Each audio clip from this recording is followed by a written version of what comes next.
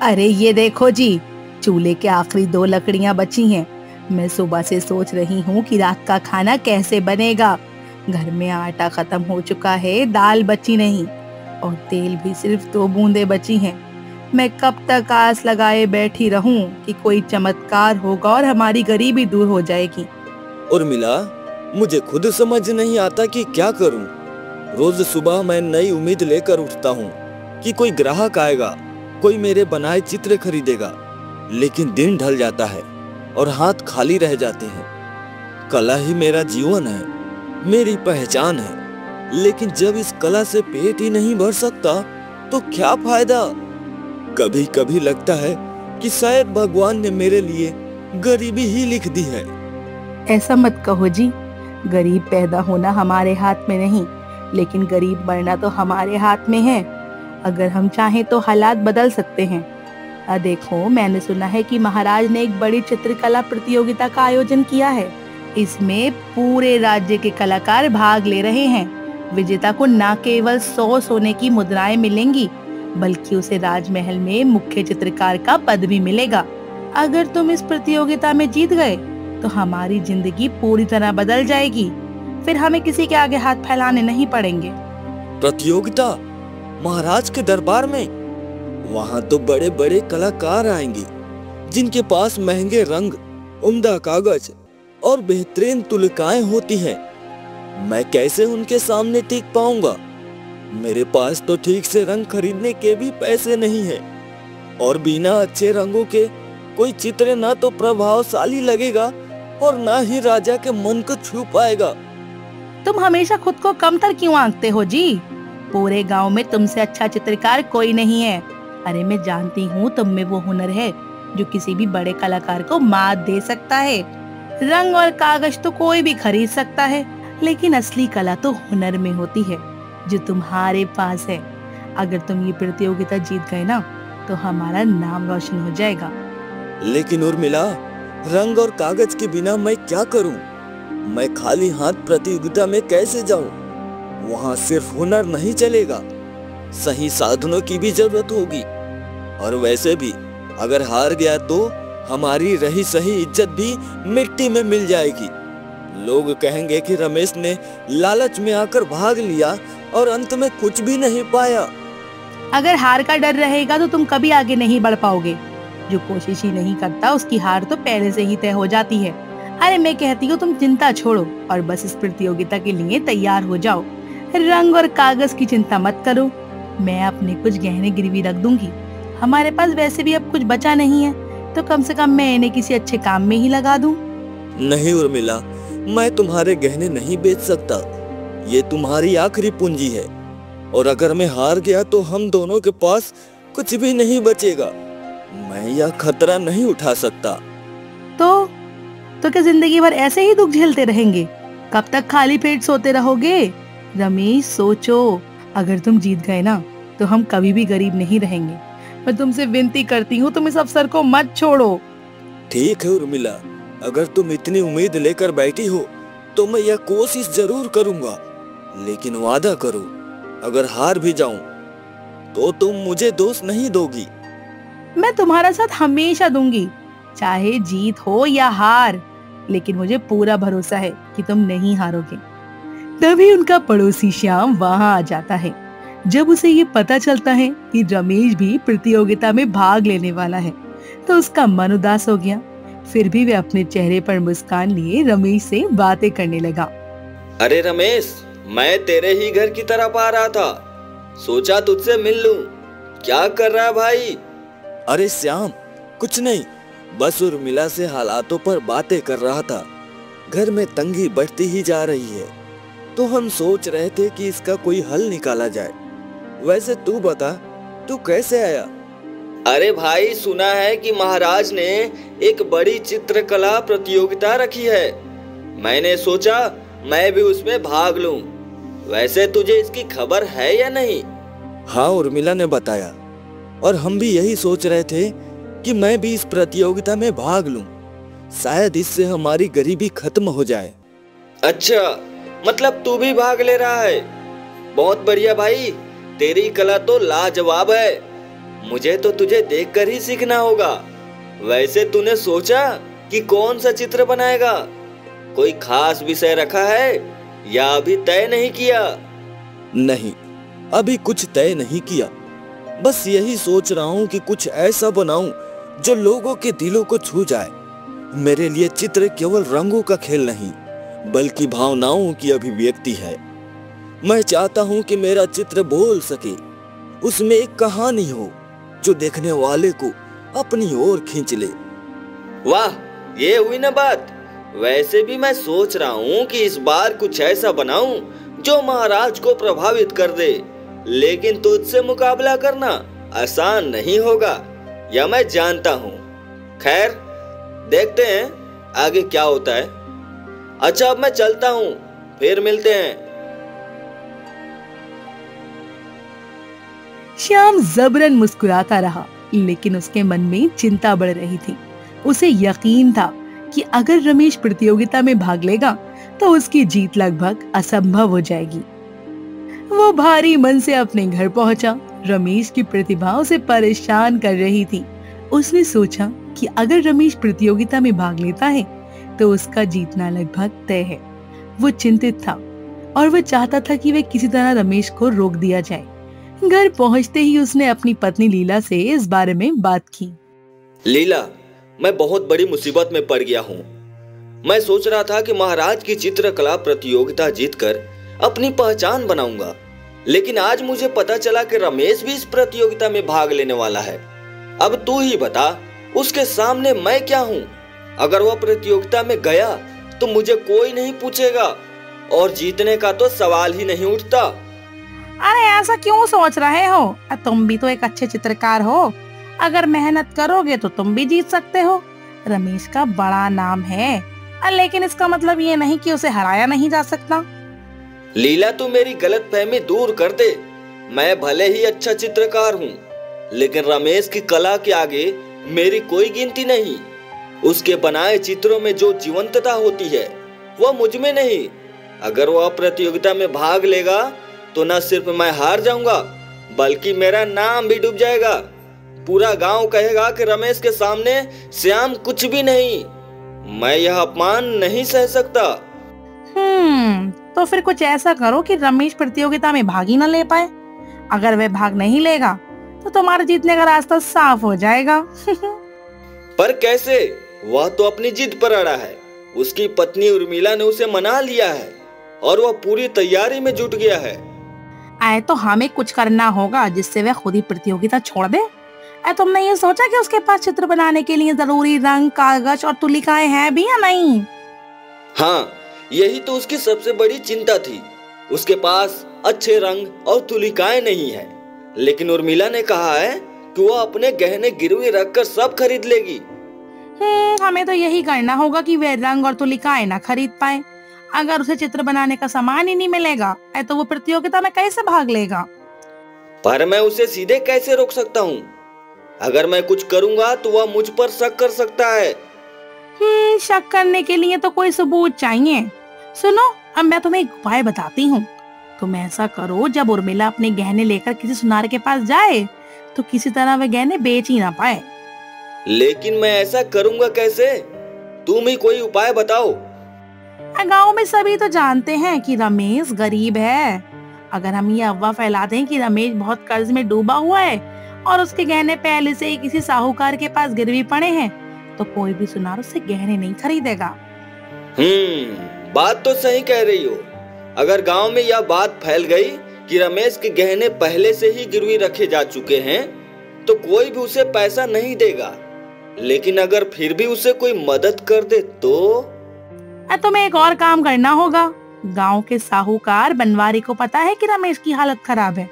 अगर तुम बनवारी को कहो कि वह रमेश की पत्नी के गहने खरीदने से मना कर दे तो वह तुरंत मान जाएगा। साहूकार को तो बस यही चाहिए कि कोई गरीब आदमी उसकी मदद ना ले सके और हमेशा उसकी मुट्ठी में रहे। बिल्कुल सही। अगर बनवारी यह बात फैला देगा कि रमेश पहले से ही कर्जा में डूबा हुआ है तो कोई भी उसकी मदद नहीं करेगा।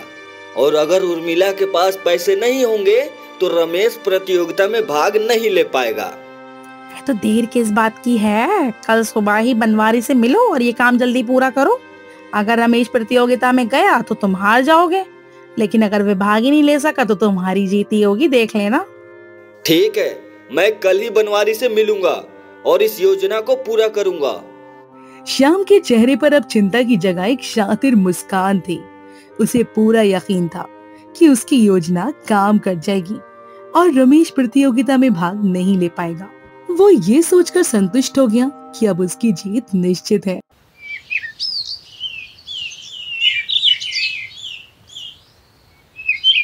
श्याम अगली सुबह जल्दी ही बनवारी साहूकार के पास पहुंच गया। उसके चेहरे पर चालाकी की चमक थी। वो जानता था कि अगर बनवारी इस अफवाह को हवा दे देगा तो पूरा गांव इसे सच मान लेगा। बनवारी हमेशा से गरीबों का शोषण करने में माहिर था और श्याम को यकीन था कि वह उसकी मदद जरूर करेगा। साहूकार जी, आपको एक जरूरी खबर देनी थी। यह रमेश जो खुद को बहुत बड़ा चित्रकार समझता है, महाराज की प्रतियोगिता में भाग लेने वाला है। सुना है उसकी पत्नी उर्मिला अपने गहने बेचकर उसे रंग और तुलिकाएं दिलवाने वाली है। तो इसमें तुम्हें क्या परेशानी है? वह बेचे या गिरवी रखे, हमें क्या?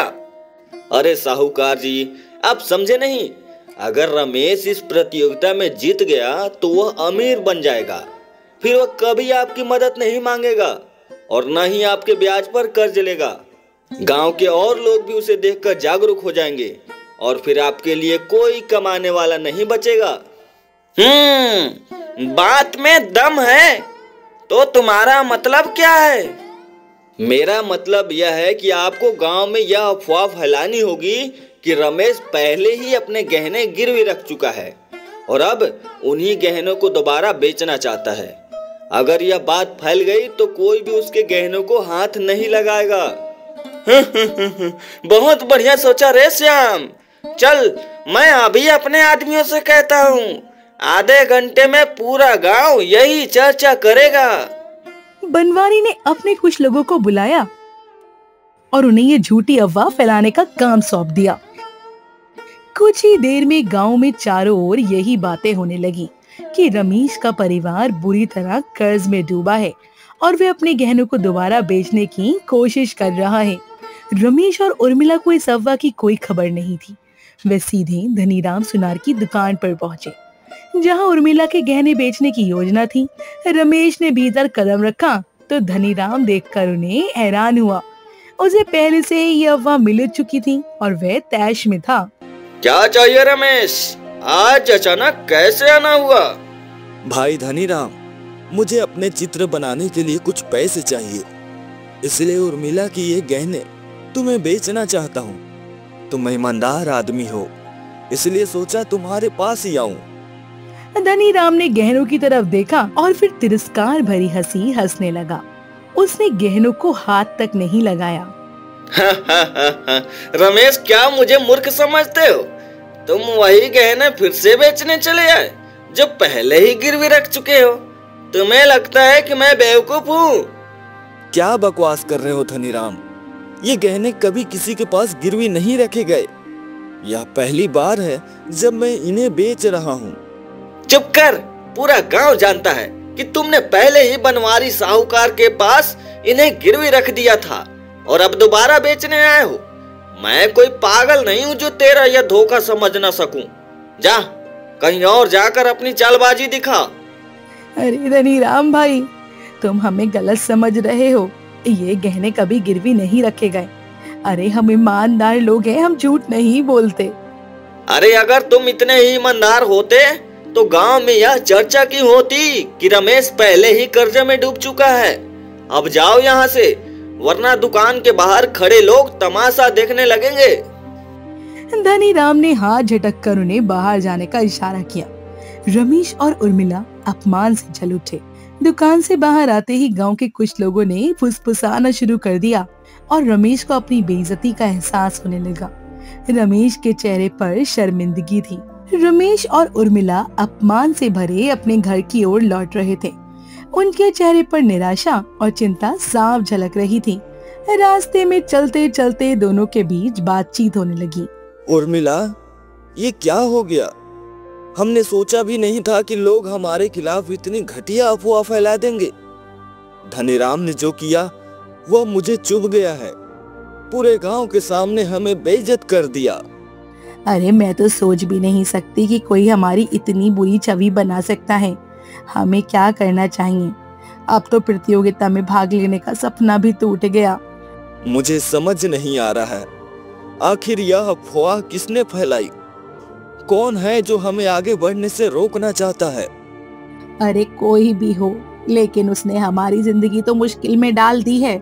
अब हम बिना पैसों के प्रतियोगिता में भाग लेना हमारा असंभव है। अगर कुछ दिन पहले ये सब हुआ होता तो शायद मैं कुछ उपाय कर सकता था, लेकिन अब प्रतियोगिता नजदीक है और हमारे पास कोई चारा नहीं बचा। दोनों सिर झुकाए निराश होकर अपने घर की ओर बढ़ रहे थे। तभी सामने से एक बूढ़े बाबा आते दिखे। जैसे ही उन्होंने रमेश और उर्मिला को उदास देखा, वो रुक गए। रमेश और उर्मिला ने बाबा की ओर देखा। बाबा का स्नेह भरा स्वर सुनकर दोनों की थोड़ी उम्मीद जागी। रमेश ने गहरी सांस ली और धीरे धीरे सारी बातें बतानी शुरू की। बाबा, मैं एक चित्रकार हूँ। गांव में महाराज की एक बड़ी प्रतियोगिता होने वाली है, जिसमें जीतने वाले को बहुत इनाम मिलेगा। मेरी पत्नी ने अपने गहने बेचकर प्रतियोगिता के लिए मुझे रंग और तुलिकाएं खरीदने का सोचा था, लेकिन किसी ने गांव में यह अफवाह फैला दी कि हमने पहले ही गहने गिरवी रख दिए हैं। अब कोई भी हमें पैसे नहीं दे रहा।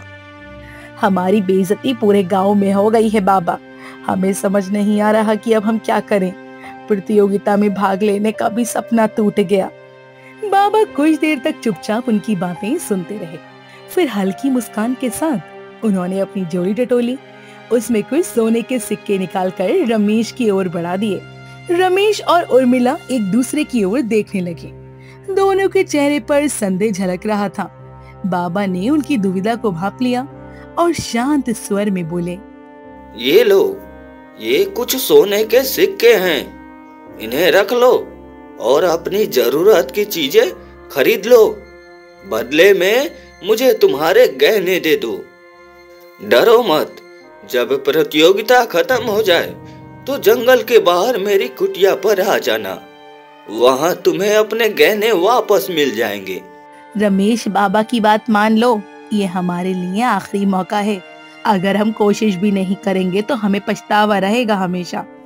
ठीक है बाबा, मैं आपकी बात मानता हूँ, लेकिन आपसे एक वादा चाहता हूँ। अगर मैं हार भी गया तो बाद में जब भी मैं आपको आपका धन वापस करूंगा तो आप मेरे गहने लौटा देंगे। बेटा, मैं जो कहता हूँ वह करता हूँ। अब जाओ और अपनी कला को निखारो। मेहनत कभी व्यर्थ नहीं जाती। रमेश हिचकिचाते हुए उर्मिला के गहने बाबा को सौंप दिए। बदले में बाबा ने उसे सोने के कुछ सिक्के दिए। रमेश और उर्मिला ने बाबा के चरण छुए और फिर खुशी खुशी बाजार की ओर निकल पड़े ताकि प्रतियोगिता के लिए जरूरी सामान खरीद सकें। प्रतियोगिता का दिन अब नजदीक था और रमेश के पास पीछे हटने का कोई कारण नहीं था। गांव में हलचल तेज हो गई थी। महाराज द्वारा आयोजित चित्रकला प्रतियोगिता की चर्चा हर ओर थी। अब हर कोई ये देखने को उत्सुक था कि कौन विजयी होगा। शाम को पूरा यकीन था कि रमेश इस प्रतियोगिता में भाग नहीं ले पाएगा। लीला, अब तो प्रतियोगिता के सिर्फ 2 दिन रह गए हैं। मुझे पूरा विश्वास है कि रमेश इस बार भाग नहीं ले पाएगा। अब मेरी जीत तय है। हाँ, मैंने भी सुना। उसने अपने गहने बेचने की बहुत कोशिश की थी, लेकिन कोई खरीदार ही नहीं मिला। अब उसके पास रंग और तुलिका कहाँ से आएगी? बस यही तो। अगर वह भाग नहीं लेगा तो मैं बिना किसी परेशानी के जीत जाऊंगा।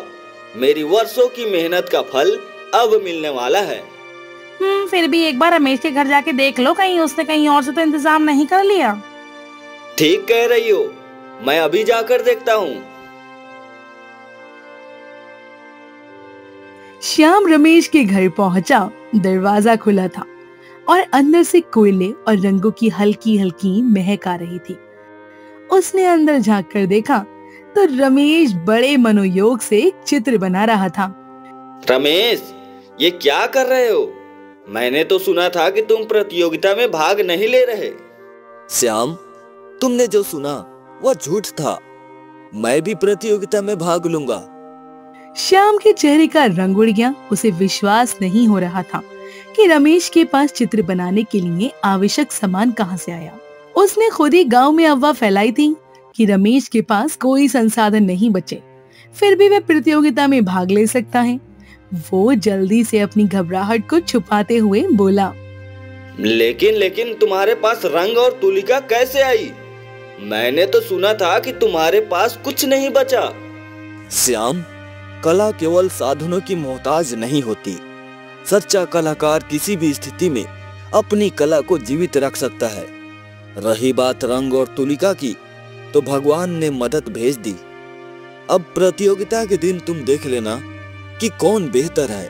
श्याम को पूरा विश्वास हो गया था कि रमेश प्रतियोगिता में एक बड़ी चुनौती बन सकता है, लेकिन अब तो कुछ नहीं किया जा सकता था। उसने खुद को संभालते हुए हंसी में कहा, अच्छा, तो फिर देखते हैं प्रतियोगिता में कौन जीतता है। लेकिन एक बात याद रखना, मैं कोई साधारण चित्रकार नहीं हूँ। मैं वर्षों से इस दिन की तैयारी कर रहा हूँ और मैं वर्षों से अपनी कला को निखार रहा हूँ। साधारण और असाधारण का फैसला अब राजा और जनता करेंगे। श्याम ने कुछ नहीं कहा, बस एक झूठी मुस्कान के साथ रमेश को देखा और वहां से चला गया। उसका मन बेचैन हो चुका था, लेकिन अब कुछ कर पाना संभव नहीं था।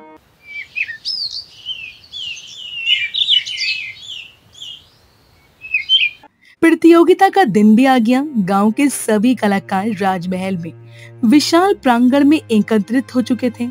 श्याम और रमेश दोनों भीड़ के बीच खड़े थे, लेकिन दोनों के मन में अलग अलग भावनाएं थी। रमेश, अब जब हम यहाँ तक आ ही गए हैं, तो देखेंगे कि असली कलाकार कौन है। मैं तुम्हें चेतावनी दे रहा हूँ, यह प्रतियोगिता आसान नहीं होने वाली। श्याम, मुझे किसी चेतावनी की जरूरत नहीं। मेरे लिए यह सिर्फ एक प्रतियोगिता नहीं, बल्कि मेरी कला की परीक्षा है। मैं अपने हुनर को पूरे दिल से दिखाऊंगा। बस यही मेरे लिए महत्वपूर्ण है। देखते हैं, राजा को प्रभावित करने के लिए तुम्हें बहुत मेहनत करनी होगी। और मेहनत तो मैंने हमेशा ही की है, इसलिए कोई चिंता नहीं। राजमहल के विशाल प्रांगण में सभी प्रतियोगी अपने अपने स्थान पर खड़े थे। महाराज अपने सिंहासन पर विराजमान थे और उनके पास महामंत्री तथा अन्य दरबारी उपस्थित थे। चारों ओर सजे हुए चित्र और मूर्तियां रखी हुई थी। प्रतियोगिता का माहौल अत्यंत रोमांचक था। तभी राजा ने घोषणा की, प्रतियोगिता में भाग लेने वाले सभी कलाकारों का स्वागत है। यह कला का उत्सव है, जहां हम सबसे उत्कृष्ट कलाकार को पुरस्कृत करेंगे। अब समय आ गया है कि सभी प्रतियोगी अपनी कला को प्रस्तुत करें। श्याम ने एक अद्भुत गांव का चित्र बनाया था, जिसमें खेत खलिहान, बहती नदी, पशु पक्षी और गांव के लोगों का जीवन दर्शाया गया था। ये चित्र बहुत ही सुंदर था और राजा इसे देखकर प्रसन्न हुए। वाह श्याम, तुमने बहुत ही सुंदर चित्र बनाया है। इसमें गांव के जीवन की वास्तविक झलक दिखाई देती है। इसे देखकर लगता है कि जैसे यह चित्र जीवंत हो उठा है। तुम निसंदेह एक महान चित्रकार हो। महाराज, यह मेरा सौभाग्य है कि आपको मेरा चित्र पसंद आया। मैंने अपने हृदय से इसे बनाया है। अब रमेश की बारी थी। रमेश ने एक सुंदर राजकुमारी की मूर्ति बनाई थी, जो इतनी जीवंत प्रतीत हो रही थी कि मानो वह भी बोल पड़ेगी। उसके चेहरे पर कोमल भाव, आंखों में गहराई और एक रेखा में अद्भुत सौंदर्य झलक रहा था। यह क्या देख रहा हूं मैं? रमेश, यह मूर्ति तो मानो सच में जीवंत हो उठी है। इसकी प्रत्येक रेखा, इसकी प्रत्येक बनावट अत्यंत अद्भुत है। सभी की कला अद्भुत है, परंतु रमेश की कला अतुलनीय है। क्या चित्र बनाया रमेश ने, अविश्वसनीय। महाराज, मेरे चित्र की भी प्रशंसा हुई है।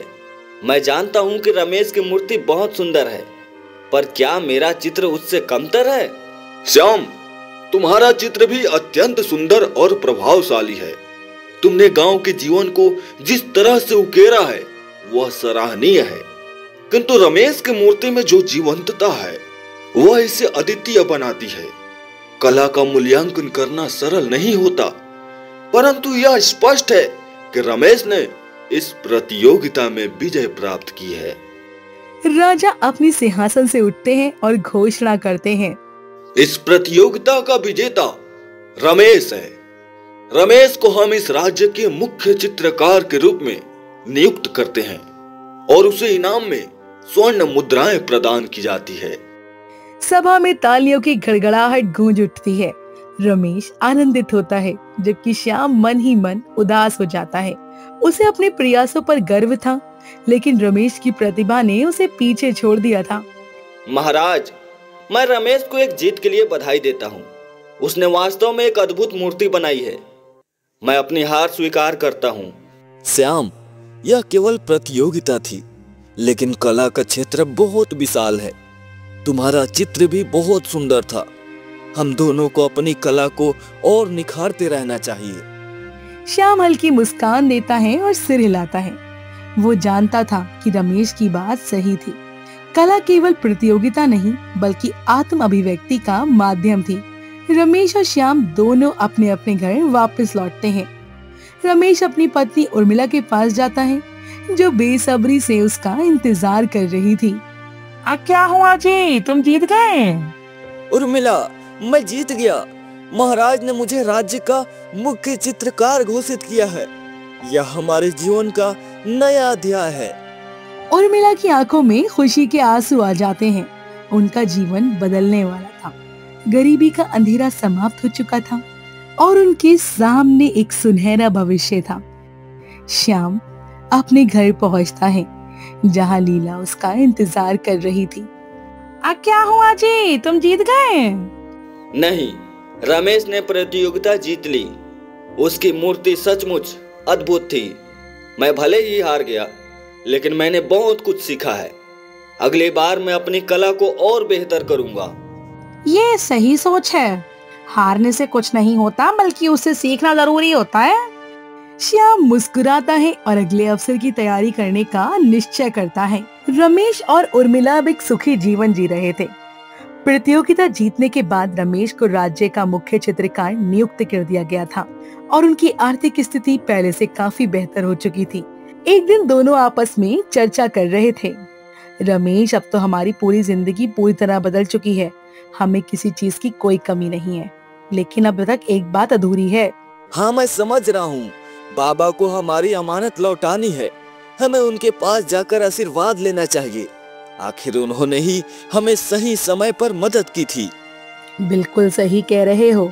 अगर बाबा उस दिन हमें सोने के सिक्के नहीं देते तो हम प्रतियोगिता में भाग भी नहीं ले पाते। हमें कल ही जंगल वाली कुटिया पर जाना चाहिए।